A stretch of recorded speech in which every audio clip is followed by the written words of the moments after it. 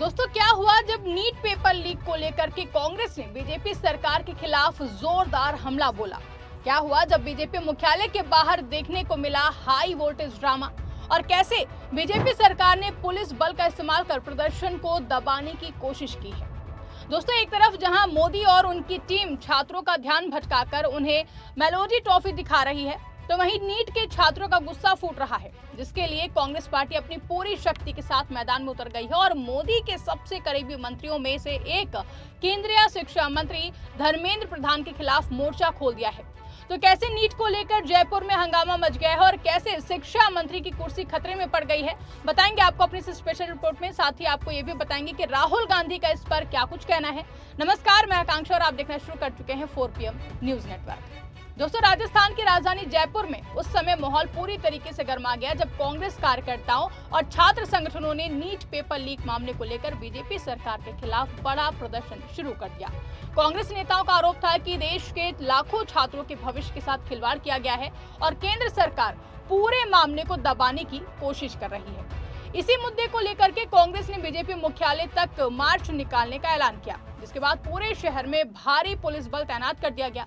सुबह से ही कांग्रेस कार्यकर्ता बड़ी संख्या में पार्टी कार्यालय के बाहर जमा होने लगे थे, जहां प्रदर्शन में युवा कांग्रेस, NSUI और कई छात्र संगठन भी शामिल हुए। प्रदर्शनकारियों के हाथों में तख्तियां थीं, जिन पर छात्रों के भविष्य से खिलवाड़ बंद करो, नीट घोटाले की जांच करो और धर्मेंद्र प्रधान इस्तीफा दो जैसे नारे लिखे हुए थे। जैसे जैसे भीड़ बढ़ती गई, वैसे वैसे माहौल और भी ज्यादा गर्म होता गया। कांग्रेस नेताओं ने आरोप लगाया कि बीजेपी सरकार जानबूझकर छात्रों की आवाज को दबा रही है और शिक्षा व्यवस्था को पूरी तरह बर्बाद कर चुकी है। इस मौके पर राजस्थान प्रदेश कांग्रेस कमेटी के अध्यक्ष गोविंद सिंह डोटासरा ने क्या कुछ कहा है, आप इस वीडियो में सुनिए।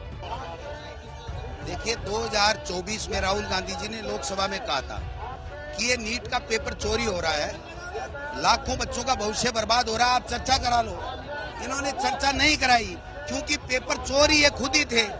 धर्मेंद्र प्रधान और मोदी जी की सरकार में बैठे हुए लोग पेपर चोर थे, तो ये कैसे चर्चा कराते? स्पष्ट हो गया, अब तो इस्तीफा लेके रहेंगे। अब देखिए, प्रदर्शनकारियों ने बीजेपी मुख्यालय की ओर मार्च शुरू किया तो पुलिस ने रास्ते में बैरिकेडिंग कर उन्हें रोकने की कोशिश की, लेकिन प्रदर्शनकारी लगातार आगे बढ़ने की कोशिश करते रहे। इसी दौरान कांग्रेस कार्यकर्ताओं और पुलिस के बीच में जोरदार धक्का मुक्की भी देखने को मिली। कई कार्यकर्ता बैरिकेड्स पर चढ़ गए और उन्होंने बीजेपी सरकार के खिलाफ जमकर नारेबाजी शुरू कर दी। पूरे इलाके में भारी तनाव का माहौल बन गया, जहां कांग्रेस नेताओं का कहना था कि नीट परीक्षा में हुए कथित पेपर लीक ने लाखों मेहनती छात्रों का भरोसा तोड़ दिया है। जिन छात्रों ने दिन रात मेहनत करके परीक्षा दी, उनके साथ अन्याय हुआ है।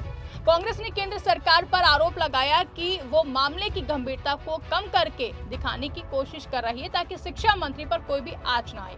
प्रदर्शन में शामिल नेताओं ने कहा कि अगर सरकार छात्रों को न्याय नहीं देती है तो फिर आंदोलन और भी ज्यादा बड़ा किया जाएगा। इस दौरान पुलिस ने प्रदर्शनकारियों को रोकने के लिए काफी सख्ती दिखाई।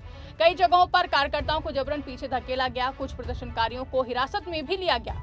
जैसे ही पुलिस ने कार्यकर्ताओं को रोकने की कोशिश की, कांग्रेस नेताओं ने इसे लोकतंत्र की आवाज दबाने की कार्रवाई बताया है। उनका कहना था कि बीजेपी सरकार छात्रों की समस्याओं का समाधान करने के बजाय पुलिस के दम पर विरोध को खत्म कराना चाहती है। प्रदर्शन के दौरान माहौल उस समय और भी ज्यादा गर्मा गया जब कुछ कार्यकर्ता बैरिकेडिंग पार कर बीजेपी मुख्यालय की तरफ बढ़ने लगे। पुलिस ने तुरंत उन्हें रोक लिया, जिसके बाद जमकर हंगामा शुरू हो गया। सड़क पर अफरा तफरी का माहौल बन गया और कई मिनट तक धक्का मुक्की चलती रही। पुलिस लगातार प्रदर्शनकारियों को पीछे हटाने की चेतावनी देती रही, लेकिन कांग्रेस कार्यकर्ता पीछे हटने को तैयार नहीं थे। कांग्रेस नेताओं ने इस मौके पर केंद्र सरकार को घेरते हुए कहा कि शिक्षा व्यवस्था पूरी तरह भ्रष्टाचार की गिरफ्त में जा चुकी है। उन्होंने आरोप लगाया कि पेपर लीक की घटनाएं लगातार बढ़ रही हैं, लेकिन सरकार कार्रवाई करने के बजाय सिर्फ बयानबाजी कर रही है। कांग्रेस ने मांग की है कि नीट पेपर लीक मामले की निष्पक्ष जांच कराई जाए और दोषियों को कड़ी सजा दी जाए।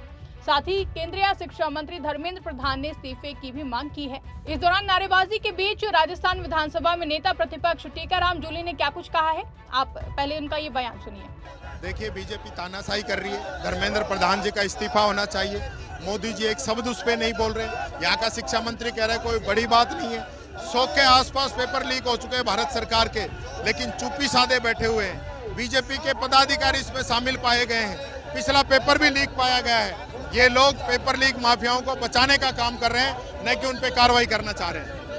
इसके साथ ही प्रदर्शन में शामिल छात्रों ने भी अपनी नाराजगी खुलकर जाहिर की है। उनका कहना था कि उन्होंने महीनों मेहनत करके परीक्षा की तैयारी की थी, लेकिन पेपर लीक जैसी घटनाओं ने उनका मनोबल तोड़ दिया है। छात्रों ने आरोप लगाया कि सरकार उनकी चिंताओं को गंभीरता से नहीं ले रही है।